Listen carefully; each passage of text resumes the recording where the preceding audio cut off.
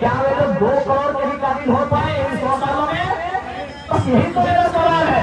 हम उद्योग के विरोधी कब से हो गए, हम कंपनियों के विरोधी कब से हो गए?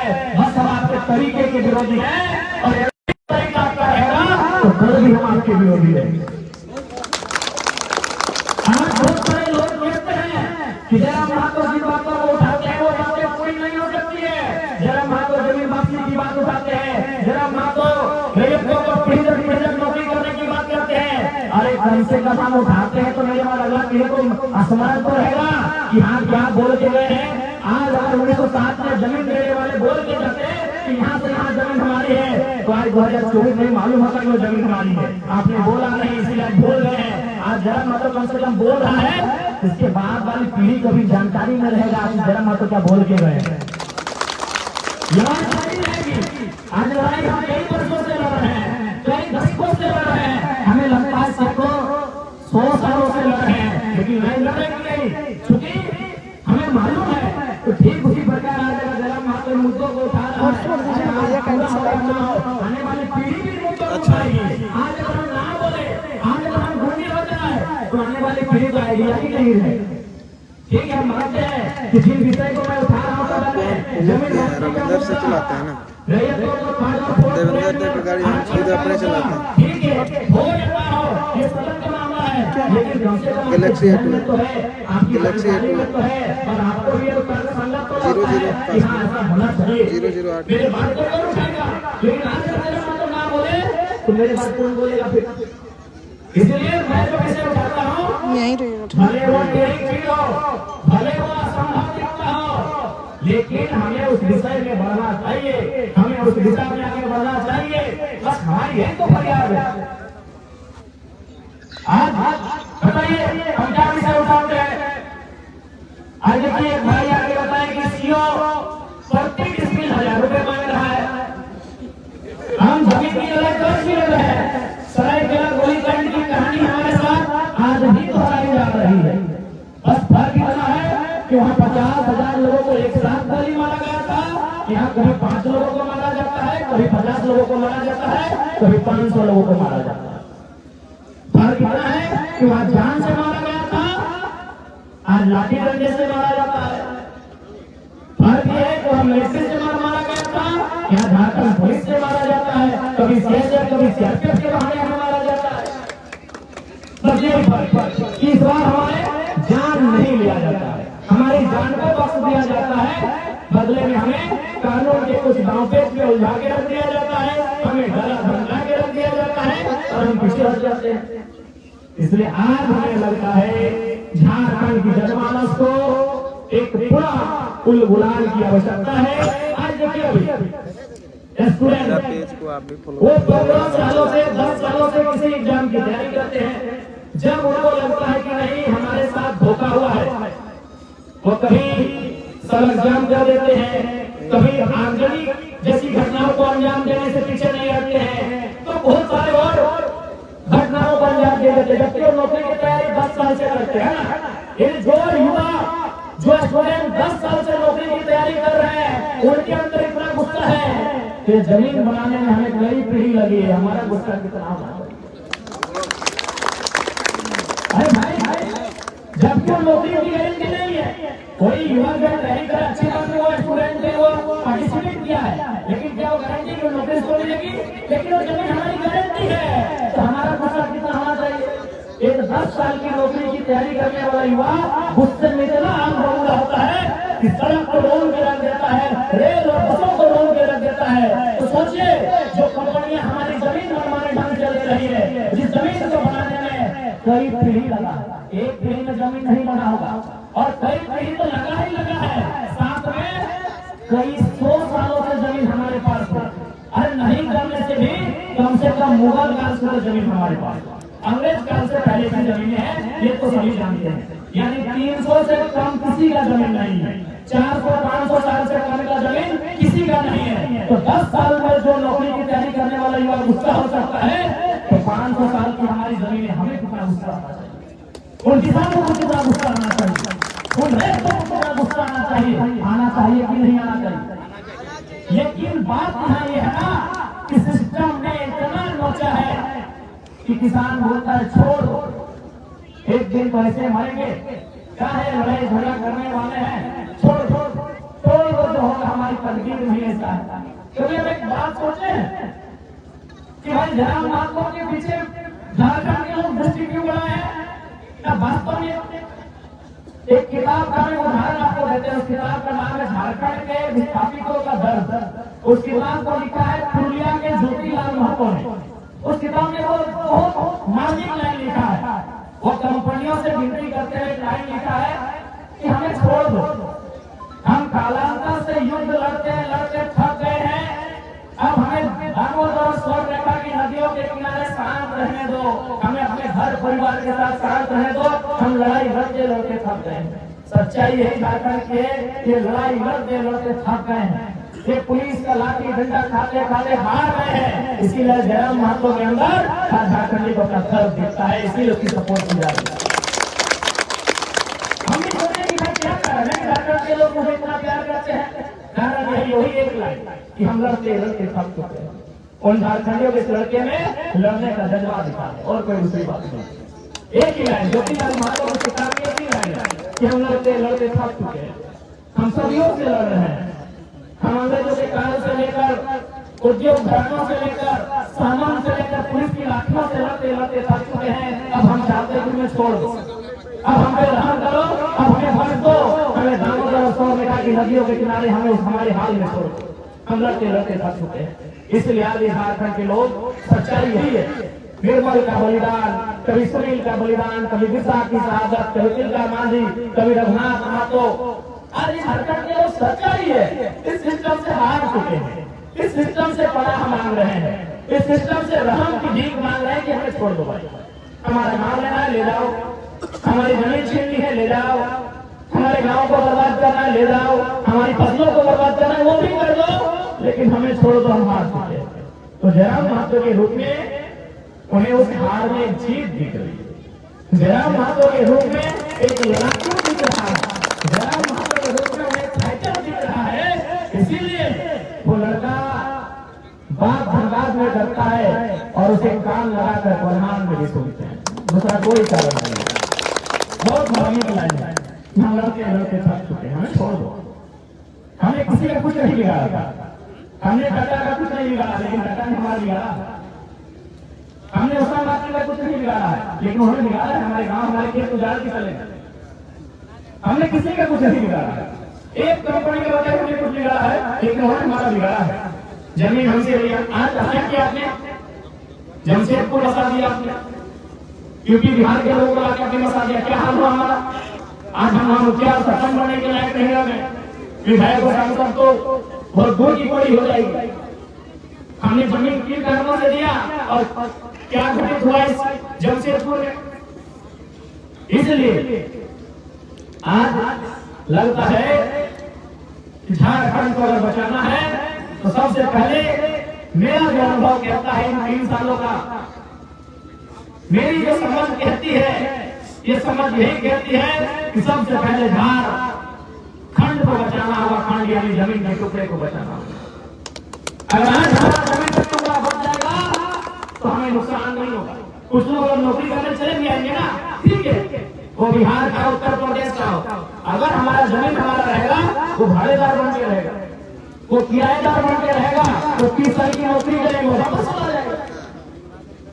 यही ना, अगर हमारी जमीन सुरक्षित रही, ठीक है भाई, भारत एक संवैधानिक देश है, हम 100% रिजर्व नहीं कर सकते, हमने किसने मना किया है, लेकिन हम जमीन नहीं देंगे, हम क्वार्टर देंगे, हम रेंट में देंगे। आए कोई भी है, वो बिहार का पुलिस है या उत्तर प्रदेश का मास्टर है या बंगाल का मैनेजर है, आए नौकरी करने के लिए, लेकिन शर्त क्या है, आप हमारी जमीनों में भाड़ेदार बन के रहेंगे, जैसे ही आप 5 साल की उम्र पार करेंगे बोरिया बिस्तर लेकर अपने राज्य वापस चले जाएंगे।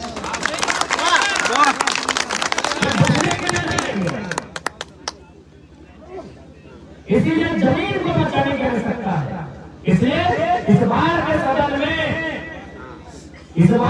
में मेरा महत्वपूर्ण मुद्दा केवल और केवल विस्थापन का रहेगा, रैयतों का रहेगा और जमीन संबंधित रहेगा। ये बहुत बड़ा विषय है। अगर जमीन ही नहीं रहेगा तो देख लीजिए जमशेदपुर की कहानी, ये बड़ी बड़ी इमारतें, ये बड़ी बड़ी दुकानें, और आपके जूता सिलाई का दुकान नहीं है, तो हमको बता दीजिए। गमरिया में, आदित्यपुर में, बिष्णुपुर में, सोनारी में, साक्षी में, मानगो में, गोलपुरी में, कहीं बताइए आपके जूता सिलाई की बढ़िया दुकान है? बताइए अपना कपड़े का दुकान है, बताइए क्या है? आप केवल कस्टमर बन के रह गए और कोई और बन गया। इसलिए कुछ भी देंगे, जमीन रैंक में देना है, जमीन लीज में देना है, हमेशा के लिए ना मिले, ये कानूनी व्यवस्थाओं को मजबूत करने की आवश्यकता है। और नहीं तो जमीन गया यानी लोग गए यानी भाषा, संस्कृति, शैली, परंपरा सब खत्म हो गए, सब खत्म हो गए। इसलिए आज झारखंड के लोगों को फिर से आवश्यकता है अपनी आवाज को बुलंद करने की। आज झारखंड को फिर से एक आवश्यकता है इस झारखंड को बचाने की। नहीं तो वो दिन दूर नहीं है जब आज झारखंड के लोग गांव में शहीद हो जाएंगे और अन्य राज्यों से आए हुए प्रभावशाली लोग इस राज्य को चलाएंगे और चला रहे हैं। डायरेक्ट रूप से संपत्ति को चला रहे हैं और इनडायरेक्ट रूप से सत्ता को चला रहे हैं।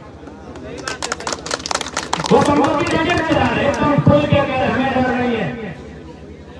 ये झारखंड के लोग संपत्ति को डायरेक्ट चला रहे हैं। मॉल किसका? ये झारखंडी का।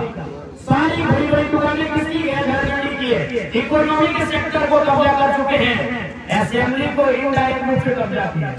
असेंबली में है संपय सोरेन झारखंड के हैं, जो भी नेता है सब झारखंड के हैं, लेकिन उनके पीछे उनके जितने भी पीएस है पता कर लीजिए 90% झारखंड सत्ता को डायरेक्ट चला रहे हैं, संपत्ति को डायरेक्ट चला रहे हैं। ये झारखंड के लोग झारखंड में सत्ता को इनडायरेक्ट चला रहे हैं और संपत्ति को इनडायरेक्ट चला रहे हैं। सत्ता और संपत्ति का ही तो खेल है। जिसके पास सत्ता है उसी की संपत्ति है और जिसके पास संपत्ति है उसी की सत्ता। और उसी बीच में झारखंडी आज भी पीस रहे हैं, आज भी झारखंड के लोग पीस रहे हैं। आज महज कुछ लोगों ने राज्य को, सिस्टम को पकड़ के रख दिया। इसलिए आज हम लाठी डंडे खा रहे हैं। हम केवल अगर शांत नहीं है तो उन जंगलों में जहाँ खेती बाड़ी होती है वहीं, बाकी जहाँ जहाँ शहरीकरण हुआ, जहाँ जहाँ उद्योग की स्थापना हुई, जहाँ जहाँ खनन का क्षेत्र दिखा, हम हर जगह पीछे नहीं रहे बल्कि हमारा दमन और दमन कर दिया गया। हमारा एक तरह से कह सकते हैं कतई आम कर दिया गया। इसलिए आज हमें इस तरह केला कस्बा गोलीकांड के शहीदों को श्रद्धांजलि देने के साथ साथ उनके उस विचारों को आत्मसात करके अपनी आने वाली पीढ़ी के लिए संघर्ष करने की आवश्यकता है। आज एक क्वेश्चन मार्क है कि हमारी आने वाली पीढ़ी का क्या होगा। एक सवाल है, एक सवालिया प्रश्न चिन्ह लगा हुआ है कि हमारी आने वाली पीढ़ी का क्या होगा। उनका क्या? उनका तो उत्तर प्रदेश, बिहार, बंगाल में भी घर है। अगर यहाँ कुछ होता है आपदा विपदा उठ के चले जाएंगे, हमारा क्या होगा। आज चंडी डैम की बात है, गिरना की है या कुचै डैम की बात है, विशेषकर चांदी डैम जो सुर्खियों में रहता है। 1960 में डैम का अधिग्रहण हुआ है, आज तक न्याय नहीं मिल पाया है। ये तस्वीर है हमारे राज्य, आज तक उन्हें न्याय नहीं मिल पाया। तो हमने क्या नहीं किया इस राज्य को बनाने में? हमने शहादतों को देने का काम किया, हमने अपने रक्त को देने का काम किया, हमने अपने गर्दनों को काट के रख देने का काम किया और साथ साथ में अपने गांव, अपनी जमीन, अपने खेत खलिहानों को भी विकास के नाम पर, उद्योग के नाम पर, नदी नाला डैम के नाम पर देने का काम किया। लेकिन आज हमारे साथ केवल सोचेला व्यवहार हुआ है। इसलिए आज भी झारखंड के जनमानस को समझने की आवश्यकता है। आज हम जो बातें कह रहे हैं आज के दौर में सही बातें कठिन है, आसान नहीं है इन बातों का कार्रवाई हो पाना, लेकिन कम से कम ये आपके जहन में तो रहेगा। जब भारत देश आजाद हुआ था, आजादी की लड़ाई के लिए तो 1765 के आसपास ही शुरुआत हो गई थी, लेकिन नीली हुई 47 में। तो जब 1765 का टाइम था उस समय भी लोगों को लगता था कि ये कठिन काम है। जैसे आज आपको लग रहा है कि जयराम महतो जो बोल रहे हैं वो कठिन है, लेकिन अगर हम लगातार बोलते रहें, लगातार इन विषयों पर बात करते रहें तो कभी तो मुकम्मल होगा। अगर 1765 में जब आजादी की लड़ाई अंग्रेजों से छिड़ी जा रही थी, अगर उसी समय उनको निराशा मिली और उस निराशा से अगर चुप हो जाते हैं तो 1947 में आजादी मिलती, या फिर जिस प्रकार हमने 1950 के आसपास झारखंड आंदोलन को तेजी दिया था, 70-80 में तेजी दिया था, अगर उस तरह हमारा मनोबल गिर जाता तो 2000 में झारखंड आज अलग होता नहीं होता। तो इसलिए आज अगर जरा मत तो अकेला बोल भी रहा है तो कोई बात नहीं, आप सुने और सुनने के बाद आप अपने विवेक से पहचान रहे कि हम गलत कह रहे हैं कि सही कह रहे हैं। अगर गलत कह रहे हैं तो भीड़ में से कहिए बाबू आप गलत कह रहे हैं, हम नहीं कहेंगे। लेकिन आज अगर हम ना कहें तो आने वाली पीढ़ी बोल भी नहीं पाएगी। आज हम कम से कम कह तो रहे हैं, मानते हैं ये कठिन विषय है, क्योंकि आपकी सारे सिस्टम में लोग हावी हैं। झारखंड का दो ही कारण है, एक करप्शन, दूसरा आउटसाइडर्स का मनमान। हम आउटसाइडर जो ईमानदारी पूर्वक काम करते हैं, जो मेहनत लोग हैं, जो मेहनत करके काम करते हैं, उनसे हमारी कभी लड़ाई न रहेगी। हमारी लड़ाई उनसे है जो गलत तरीके से, जो अवैध तरीके से, जो माफिया तरीके से हमारे राज्य में दखल देने का काम करते हैं, उनसे हमारी लड़ाई की है और रहेगी। इसलिए आज झारखंड के जनमानस को यह समझने की आवश्यकता है कि गोलीकांड हमारे साथ आज भी हो रहा है। कोई ऐसा जगह नहीं है कि जहां हमारे साथ गोलीकांड नहीं हो रहा है। आज भी उनकी जमीन नजर वहीं पर थी जहां आज से 100 साल पहले थी। आज भी वही नजर है। आज से 100 साल पहले उनकी नजर कहां थी? हमारी जमीन में थी, टाटा ने एक्वायर कर लिया था साथ में। उससे 100 साल पहले कहां थी? रघुनाथ माथुर है, चाहे तिलका मांझी रहे, लड़ाई क्या थी? जमीन की लड़ाई थी। उससे 100 साल पहले भी उनकी नजर हमारी जमीन में थी, उसके 100 साल बाद भी उनकी नजर हमारी जमीन में थी, और उसके 100 साल बाद यानी आज भी उनकी नजर हमारी जमीन पर ही है। हमारी जमीन पर ही है कि नहीं है? आज भी उनकी नजर हमारी जमीन पर है। उस समय भी गोलियों से मारते थे, उस समय भी तोप से मारते थे, अब कानून के दांव पेच से मारते हैं। अभी सीसीएल गए थे तो बोलता है कि बहुत गांव पेश है इनको नौकरी के लिए, और वहीं उसी सीसीएल में करोड़ों का कोयला बाहर के माफिया दिन दहाड़े बेच रहे हैं। उनके लिए कोई कानून नहीं है, उनके लिए कोई धाम पेश नहीं है। इसीलिए क्योंकि झारखंड के लोग ये सच्चाई है, लड़ते लड़ते हार मान चुके हैं, लड़ते लड़ते थक चुके हैं। इसीलिए आज वो रहम मांग रहे हैं। अपनी जमीन गंवाने के बाद भी वो रहम मांग रहे हैं। अपनी जमीन देने के बाद वो डिमांड करते हैं कि हमें अच्छी पानी दीजिए, हमें बिजली की सुविधा दीजिए, हमें पुस्तकालय की सुविधा दीजिए, और बाहर के लोग सीधे वहां 1000 करोड़ का टेंडर में लेते हैं, क्योंकि झारखंड के लोग हार मान चुके हैं।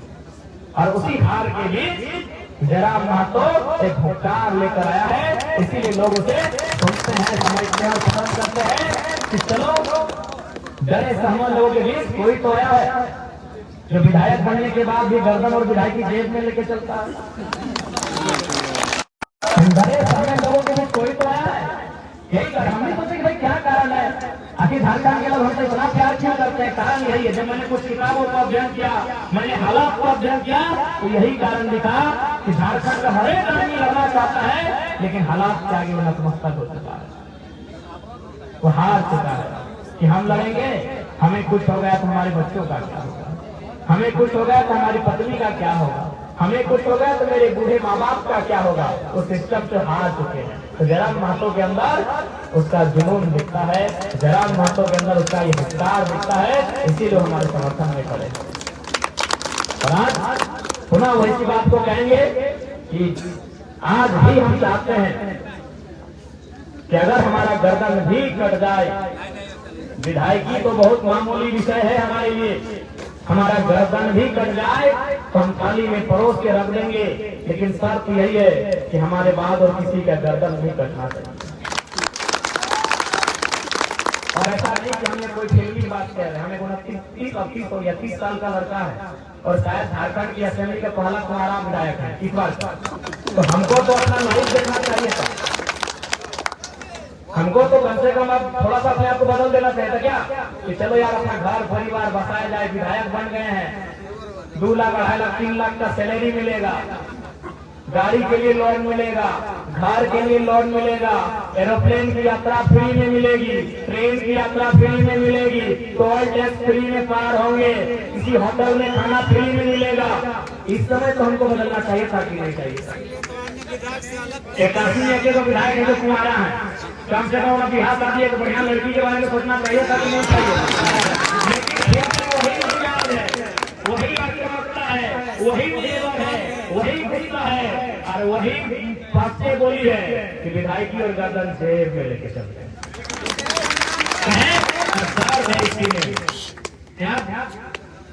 अब तो हम चाहेंगे तो बदल भी जाएंगे तो क्या कर लेंगे? चलिए ठीक है, आप हमको अगला बार वोट नहीं देंगे, हम किसी पार्टी में चले जाएंगे। उस पार्टी का खुद का वोट होता है कि नहीं? पार्टी का वोट होता है कि नहीं? लेकिन आज भी हम सबसे युवा विधायक झारखंड का, इस सदन का एकमात्र कुमारा विधायक झारखंड का, लेकिन फिर भी हम ऐसो आराम की नहीं, कांटों की रास्ता को चुन रहे हैं। बताइए मेरी उम्र का कोई विधायक बनेगा तो क्या करता? नया साल में दोस्तों के साथ किसी नदी के किनारे जाता, पूरी जाता, दीघा जाता, गोवा जाता कि नहीं?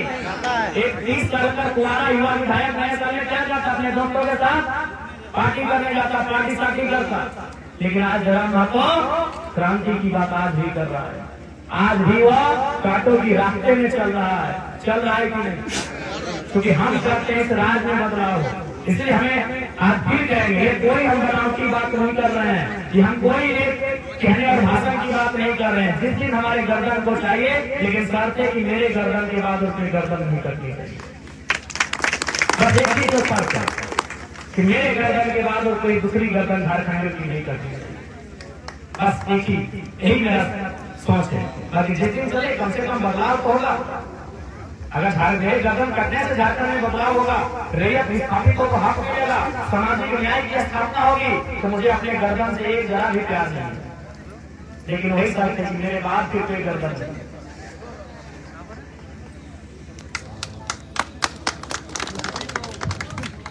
तो इसलिए आप सबों का बहुत बहुत आभार कि आप सबों ने हमसे जो अपेक्षाएं रखी हैं। इस बार जो सदन होगा, आप निश्चित रहे, हम विधायक भले डुमरी के बन के आए हैं, डुमरी जो गिरिडीह और बोकारो जिला में पड़ता है, लेकिन इस बार का जो सदन होगा उसमें आवाज चांदनी डैम का भी बुलंद होगा, टाटा किस्को का भी बुलंद होगा।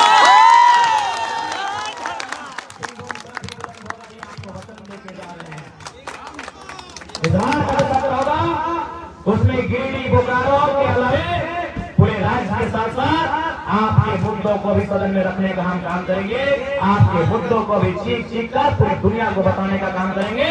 इस बात को आज आपके सामने हम कहते जाते हैं और आज जीत लगा रहता है। हम तो वो लोग हैं जिन्होंने अंग्रेजों से लंबी लड़ाई लड़ी है, हम तो वो लोग हैं जिन्होंने सामंतवादियों से लंबी लड़ाई लड़ी है, हम वो लोग हैं जिन्होंने पुलिस या दमन के खिलाफ लंबी लड़ाई है। एक चुनाव के परिणाम से आप किसी प्रकार से सोचे नहीं, ये चुनाव का परिणाम हमारे लिए उत्साही है। आने वाले दिन राज्य में भी चुनाव का परिणाम हमारे पक्ष में होगा और प्रधान के भी चुनाव के परिणाम हमारे पक्ष में होंगे। इसलिए हमारे कार्य नहीं करता है, एक तनिक भी आप निराशा और हताशा के साथ व्यवहार नहीं करेंगे, आप दुगनी उत्साह और ऊर्जा के साथ व्यवहार करेंगे। क्योंकि आज झारखंड एक नए सिरे से अंगड़ाई ले रहा है, आज झारखंड एक नए सिरे से अपने अरमानों को संजोज रहा है, उसे साकार करना हम सबका कर्तव्य बनता है। ठीक है, क्योंकि हम लोग का समय का भी टाइमिंग मिला है श्रद्धांजलि के लिए, शायद मुख्यमंत्री महोदय का समय था, वो आगे जा रहे हैं, अब हमारे जाने का समय है। तो आज की श्रद्धांजलि सभा के माध्यम से सबसे पहले फरसला गोलीकांड में शहादत देने वाले तमाम वीरों को सत नमन करते हैं, उन्हें श्रद्धांजलि अर्पित करते हैं और झारखंड के जनमानस को फिर कहते हैं कि खरसला गोलीकांड जमीन को बचाने की लड़ाई थी, अपने जमीन की हिफाजत कीजिएगा। जमीन आपसे भी महत्वपूर्ण है, क्योंकि जमीन आपके बाद आपकी पीढ़ी को, उसके बाद उसकी पीढ़ी को जाएगा। जमीन आपकी आने वाली पीढ़ी का सवाल है। सबको धन्यवाद। जोहार, जय झारखंड, जोहार झारखंड। खरसमा के तमाम शहीदों को होल जोहार। कोल्हान की मिट्टी, झारखंड की मिट्टी में बलिदान देने वाले निर्मल सुनील समेत तमाम वीरों को सत्तर